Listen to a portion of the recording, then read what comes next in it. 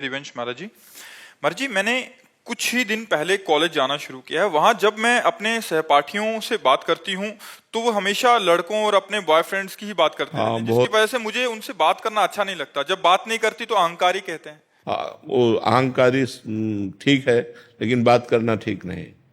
अहंकारी को हमको कहें या हमको बेवकूफ कहें या पुराने जमाने की कहें, ये बात ठीक है, लेकिन हमको ऐसे बच्चों से बात नहीं करनी जो हमारे अंदर गंदी बातें डालें, जो गंदे संस्कार डालें, जो गंदे मार्ग में बढ़ने के लिए कहें।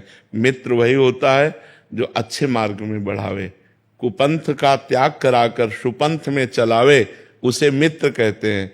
बिल्कुल आप अपने को सुरक्षित रखिए। देखो, जब तक आप पढ़ाई में हो, जब तक आप अपने जीवन को किसी पद पर, किसी उन्नति पर ना, तब तक मनोरंजन में मत लगो। ये जो देह का गलत संबंध है, ये तुम्हारे मन को इतनी जल्दी खींच लेगा कि फिर पढ़ाई में भी मन नहीं लगेगा, आपको अपने मम्मी पापा की आज्ञा का पालन करने का मन नहीं लगेगा। धीरे धीरे आप व्यसन में उतर जाएंगी, धीरे धीरे आप गंदे आचरणों में उतर जाएंगी।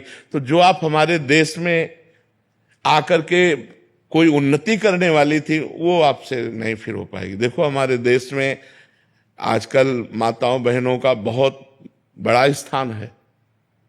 राष्ट्रपति भी हमारे देश की देवी ही है।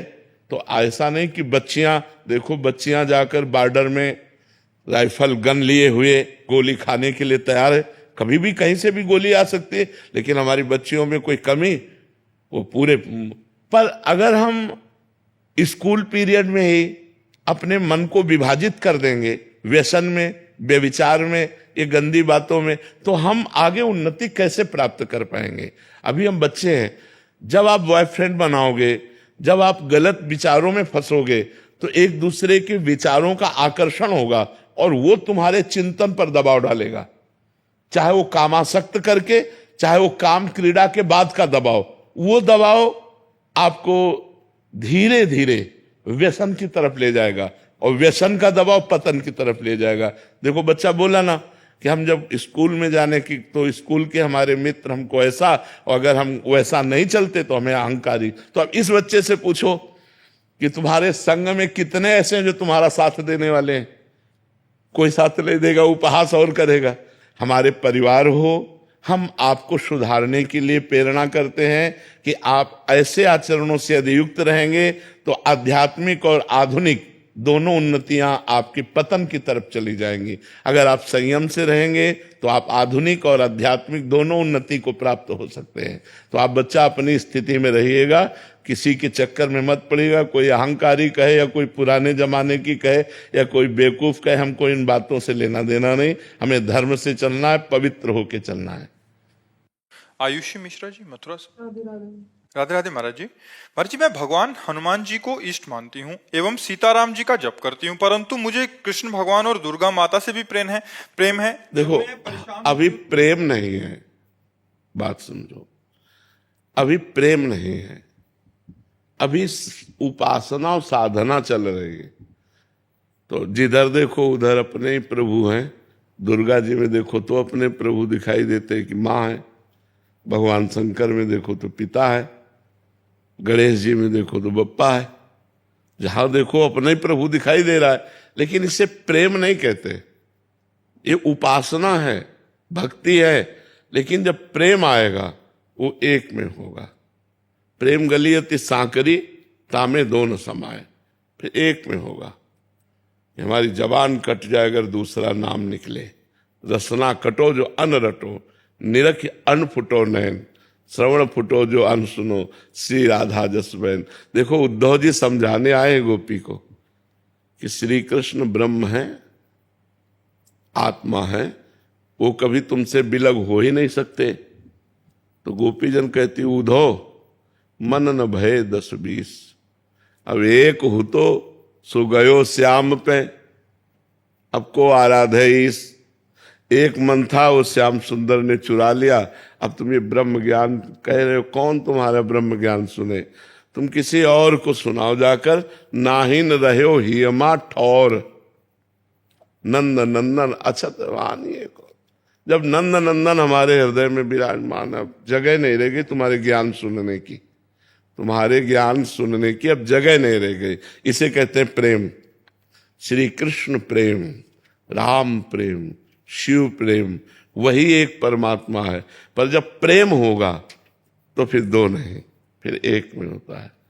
जैसे भगवती अम्बा, पार्वती जी भगवान शिव के लिए तपस्या कर रही, तो सप्त ऋषि जन आते हैं, पूछते हैं कि देवी आप किस लिए इतनी कठोर तपस्या कर रही? सूखा बिल्व पत्र खा के, सूखा बिल्व पत्र एक ऐसे पाके तपस्या करते थे। अपर्णा नाम पड़ा तभी माता जी का। तो उन्होंने कहा भगवान शंकर को पति रूप में प्राप्त करने, न मकान है, न ऐश्वर्य है, न वैभव, चिता की भस्म लगाते हैं, बरगद के नीचे रहते, ऐसे वर्णन करने लगे क्योंकि उनको परीक्षा लेनी थी। हम तुम्हें ऐसा दूल्हा दिलाते हैं जो त्रिभुवन पति है, भगवान श्री हरि। तो माता जी ने क्या कहा था? माता जी ने कहा महादेव अवगुण भवन और विष्णु सकल गुण खान। माना आपकी बात, लेकिन जही कर मन जही सन रमे ते ते ही सन काम। कोटि जन्म लग रगर हमारी बरऊ संभुनत रहो कुमारी।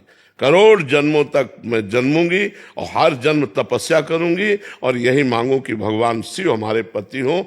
कोटि जन्म लग रगर हमारी बरऊ संभुनता रहो कुमारी। अब वरण करूंगी तो शिव को ही, नहीं तो कुंवारी शरीर त्याग दूंगी और फिर भजन करूंगी, फिर भगवान शिव को प्राप्त। ये है प्रेम कि दिखा रहे कि विष्णु से कोटि जन्म लग रगर हमारी भरों शंभु न तरहाओ कुमारी।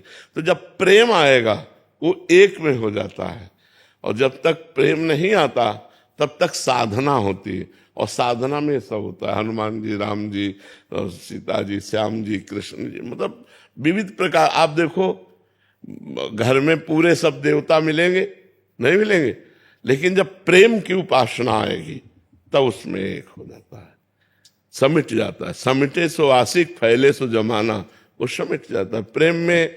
फिर दूसरी तरफ नेत्र उठते ही नहीं। भगवान वो स्थिति कब आती? करती रहो, नाम जप करते रहो, नाम जप करती रहो, यही साधना करती रहो। जब हम शुरुआत किए थे ना, तो इतनी चालीसा पाठ करते थे, हनुमान चालीसा, शिव चालीसा, ये चालीसा, वो चालीसा, ये पाठ, वो पाठ। धीरे धीरे धीरे धीरे धीरे धीरे वो आगे बढ़ा जाता है। अब ककाहरे ना आवे तो डिग्री कहाँ से पा लेगा? ककाहरा सही ढंग से आवे तो धीरे धीरे फिर वो डिग्री तक पहुंच जाएगा। तो हमें साधना यहाँ से शुरू करनी, आगे भगवान खुद रास्ता दे देंगे। सही चल रहे हो, कोई गलत नहीं है, पर धीरे धीरे प्रेम की जब बात आएगी तो प्रेम गलियति सांकरी तामे दो न समाए, उसमें एक ही निश्चय हो जाता है, शिव तो बस शिव शिव शिव। अब नरक मिले चाहे स्वर्ग, हम इसकी परवाह नहीं, अब मैं शिव को नहीं छोड़ सकता। राम तो राम राम राम, बने तो रघुवर ते बने, बिगड़े तो भरपूर, तुलसी और अंते बने ताबन